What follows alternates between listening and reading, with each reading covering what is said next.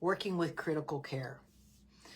Many of us don't know what that's like, and we're grateful for it, but some of us are really in it. I was talking to a parent today about even just the grief process. Grief usually means a loss. In our case, we're exhausted. We're going through it. We've all had our severities one way or the other, but it's dealing with care and to take care of someone. I take care of my father, I take care of my son, I just took care of someone through surgery, and everyone's like, how do you do it? I'm like, it is what it is. But at some point, and this is one of the gifts my son has taught me, it's separating that we have medical, but we still have development. And that development needs to be there, otherwise the medical will get worse. And you see this, what Erin's dealing with, and her lives are great to watch for that reason, and she's so gracious with her time that she shares with us. Because again, we're all wearing a lot of different hats. Not everybody's just worried about the next milestone. Right now, there's many of us are trying to keep our kids alive, and that's what it is. That's what we're trying to do. We're trying to keep our kids alive. I had one dad once say to me, he goes, but she just spends so much time with the girls and stuff. And I said, she's not going playing Barbies. She's trying to keep them alive. It's just, it is what it is. It's our children. So when you're dealing with critical care, again, first of all, when breathing is an issue, the breath-swallow ratio is an issue. The body won't milestone if it's working on its life functions, right? So one of the biggest things I have to suggest, and I know this is not common in many countries, go with the GPEG. I'm not a doctor. You have to do what's best for you, so I'm not telling you to do it.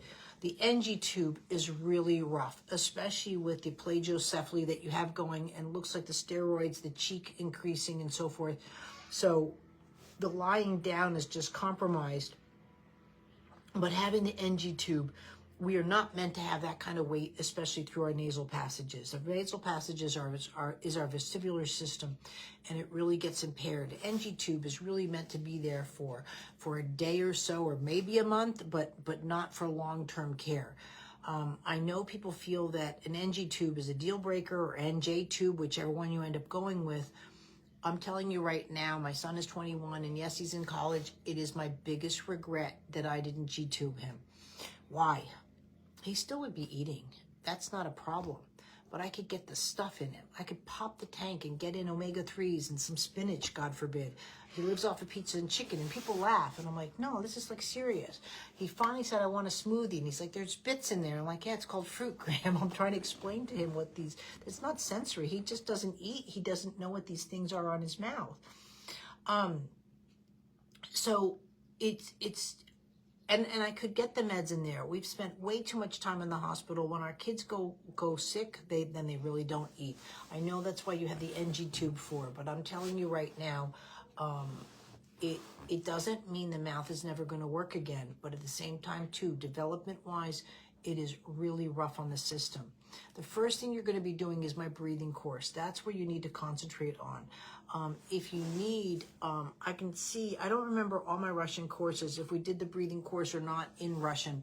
I have all my segments in Russian and the cognitive vision in Russian. But I can see if I did the breathing course in Russian, if that's easier. I know you're great with your English, but again, when you're learning new things, it's kind of nice to go back to your native tongue and what your brain's more comfortable with. The second thing we're going to work on right now, you could do the swallowing course or the head and the vision, it doesn't matter.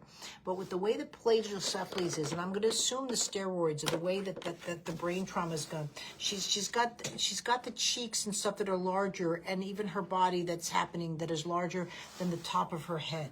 So when she's there, she's off balance, right? So one of the things that you're going to be working with, and it's so subtle, but again, the cranium bones need to breathe and move and do all of those things. And this is where, again, the NG tube placement, and that's where you want to work on with her, and those are your two main concentrations.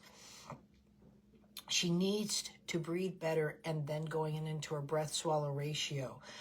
She's been intubated, so she's got an ethmoid jam here. We'll go into that, but right now, this is the next 2 weeks is where I want you to concentrate on, and then from there, I'd like your feedback, and then we can start working on other videos that need to take place for your courses. Thanks.